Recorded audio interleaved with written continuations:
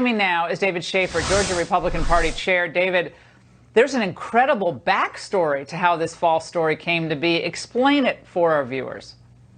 Apparently, the investigator made a tape recording of this telephone call, and they made a decision in the Secretary of State's office to mischaracterize the contents of the call and then attempted to destroy the recording.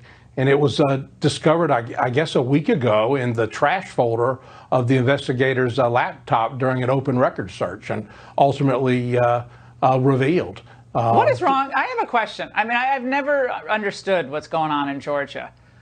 What's wrong with the Georgia Secretary of State? Like, is there something wrong with him? I mean, he doesn't seem to be able to report, things like this in a timely fashion. Apparently he knew what the truth was about this, or the investigator did, correct?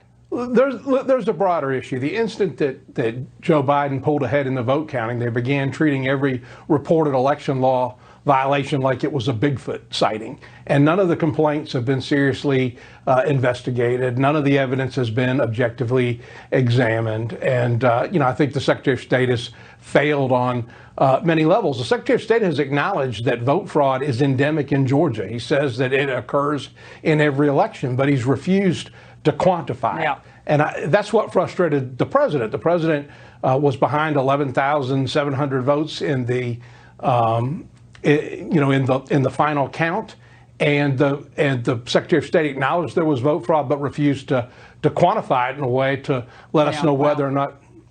The consent decree entered into. We don't get into the weeds here, but that was just a complete disaster as well. Now, your fellow Georgian Stacey Abrams, speaking of that, is attacking Georgia GOP bills that will require voting ID and limit absentee ballots.